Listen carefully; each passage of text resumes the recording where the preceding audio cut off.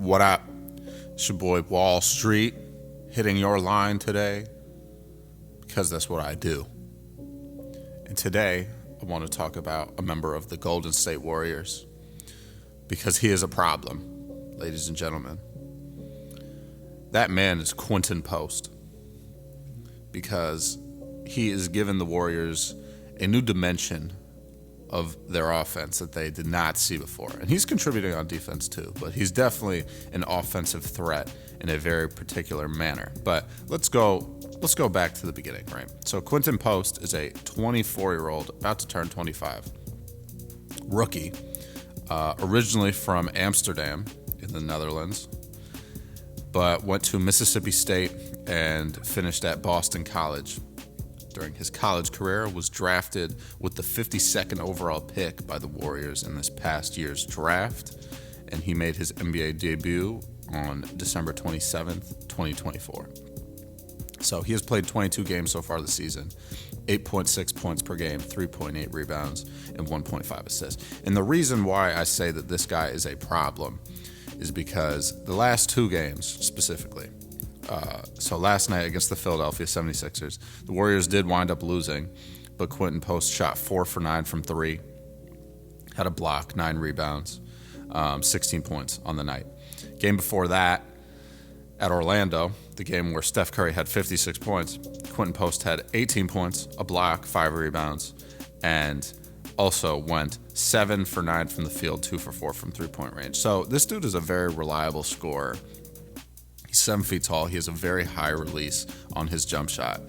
And the reason that the high release is worth noting is that when you're 7 feet tall and you have a high release like that, there's very few people that are going to be able to block your shot, right? So if you're a good shooter, you have a high release, and you're 7 feet tall, you're going to be a very, very hot commodity for any NBA team.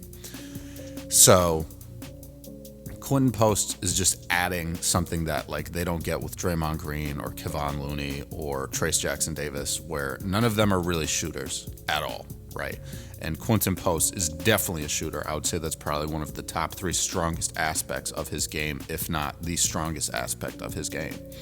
So this is interesting because as the Warriors are kind of ramping up now, they did lose last night, but the Warriors are ramping up now to kind of try to solidify themselves as a top 6 seed. They're currently a half game behind of the Clippers for that 6th spot. And that would be great if they can figure out how to avoid the play-in. You know, they've been decent, much better with Jimmy Butler in their lineup. Missed him last night. But this is a team that could cause some noise, right? And it's funny to me. I feel like the Warriors they have these like super late second round picks, and they always figure out how to make them work for them, right? Like Trayce Jackson-Davis last year was the 57th overall pick, and he starts games for the Warriors, and he plays well, he plays hard, he does what he has to do. He's not a super, he's not a super pertinent offensive threat, but he plays great defense, he gets rebounds, he does what he has to do. And that's really all they've needed him to do. But I think now with the insertion of Quinten Post, because Trayce Jackson-Davis hasn't played since, the end of February. We're sitting at March 2nd now as I'm recording this. So I think they're starting to see like they can get a little bit more from their 5 spot. And if Draymond Green is not going to, score, I mean, he missed like a wide open layup last night. He can't make jump shots. Draymond Green is not an offensive player, and he's much less of an offensive threat than he even was, back when they were, definitely in title contention every year. Draymond Green's not that player. But Quinten Post, with the size that he brings and the shooting ability, that's a real recipe for success, in my opinion. So I think if they can continue to utilize him, and, once Jimmy Butler gets back from his injury, I think they're going to have a decent run going into the end of the season. I would be surprised if they did not finish as a top 16. Jimmy Butler has really turned things around. I think it's revitalized the Warriors. I think it's revitalized Steph Curry. And, they have a good team. Objectively, this is a good team. And Jimmy Butler is playing the way that he should be playing. He's not pouting anymore like he was in Miami, not wanting to play, not really putting his all into the game.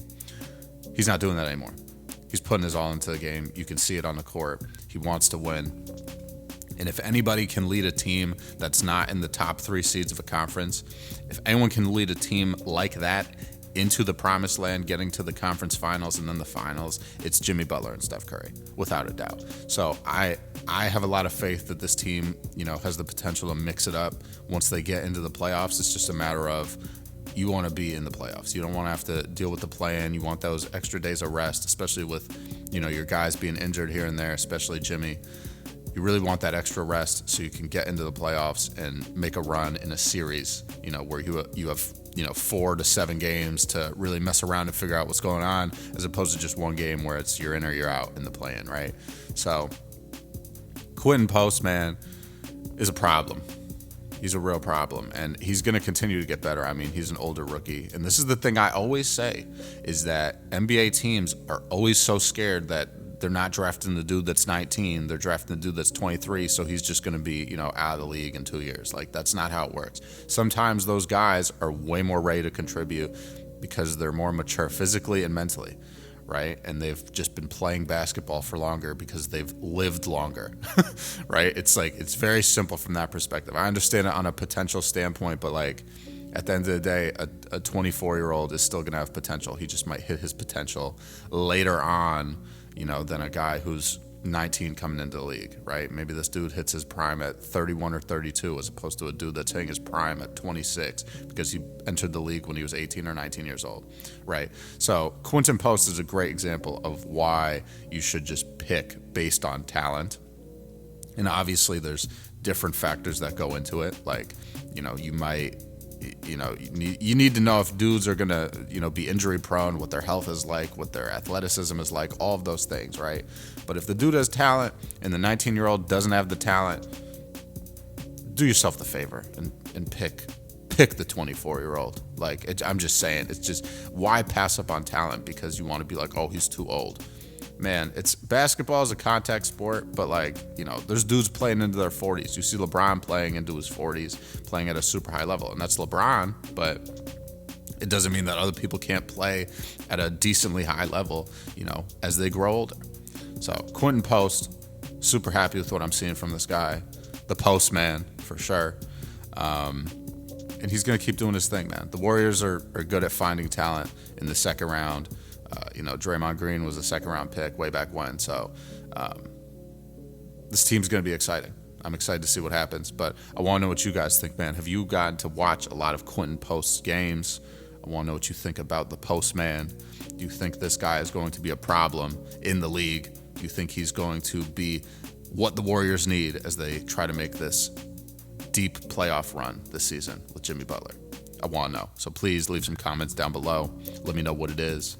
As always, if you guys enjoyed the video, hit that like button, hit that subscribe button. Would greatly appreciate that.